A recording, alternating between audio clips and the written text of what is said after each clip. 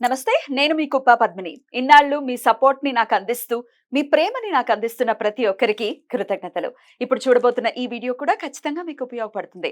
Like, share and subscribe చేసి మీ ఇష్టాన్ని, అలాగే మీ సపోర్ట్‌ని నాకందించండి. అలాగే ఈ వీడియో పట్ల మీ అభిప్రాయాన్ని కామెంట్ సెక్షన్‌లో కామెంట్ చేసి నాకు తెలియజేయండి. నమస్తే. నమస్కారం. రేపటి విశిష్టతని ఇప్పుడు చూద్దాం. రేపు 2వ తారీఖు ఏప్రిల్ నెల 2025వ సంవత్సరం బుధవారం. శ్రీ విశ్వావసునామ సంవత్సరం ఉత్తరాయణం వసంత ఋతువు రేవతి కార్తె. రేపు చైత్రమాస శుక్లపక్ష పంచమి తిథి రాత్రి 11:49 వరకు, తదుపరి షష్ఠి తిథి. కృతికా నక్షత్రం ఉదయం 8:49 వరకు, తదుపరి రోహిణి నక్షత్రం. ఆయుష్మాన్ యోగం రాత్రి 2:50 వరకు, తదుపరి సౌభాగ్య యోగం. భవకరణం మధ్యాహ్నం 1:07 వరకు, బాలవకరణం రాత్రి 11:49 వరకు, తదుపరి కౌలవకరణం ఉంటాయి. సూర్యుడు మీనరాశిలో రేవతి నక్షత్రం 1వ పాదంలో సంచరిస్తున్నాడు. చంద్రుడు వృషభ రాశిలో సంచరిస్తాడు.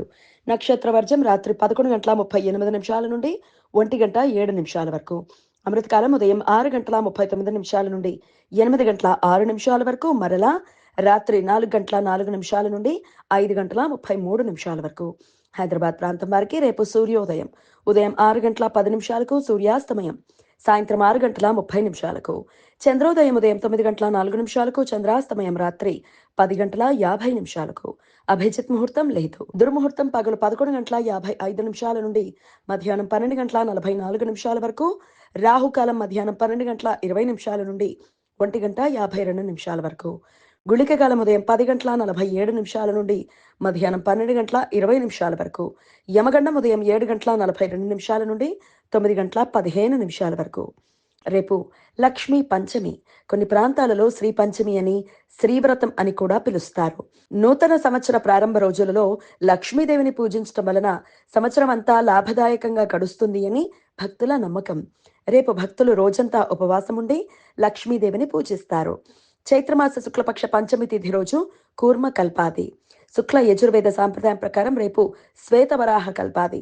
ప్రతి కల్పాది రోజున పితృదేవతలను స్మరించుకోవటం సాంప్రదాయం. రేపు నాగపూజ. కొన్ని ప్రాంతీయ ఆచారాల ప్రకారం రేపు భక్తులు ఉపవాసముండి నాగదేవతలను పూజిస్తారు. బుధవారం కృతిక, రోహిణి నక్షత్రాల కలయిక చేత సర్వార్థ సిద్ధి యోగం రేపు పూర్తిగా ఉంటుంది.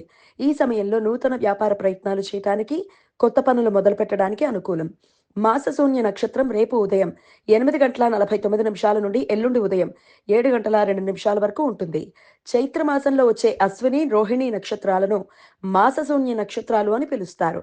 ఈ సమయంలో శుభకార్యాలు చేయడానికి అనుకూలం కాదు. ఈ సమాచారాన్ని మనకు అందించిన వారు మేడికొండూరు విశ్వనాథ్ ప్రసాద్ గారు. ఆయనకు కృతజ్ఞతలు తెలియజేస్తూ లక్ష్మీదేవి స్మరణతో సమస్త సన్మంగళాని భవంతు. నమస్కారం.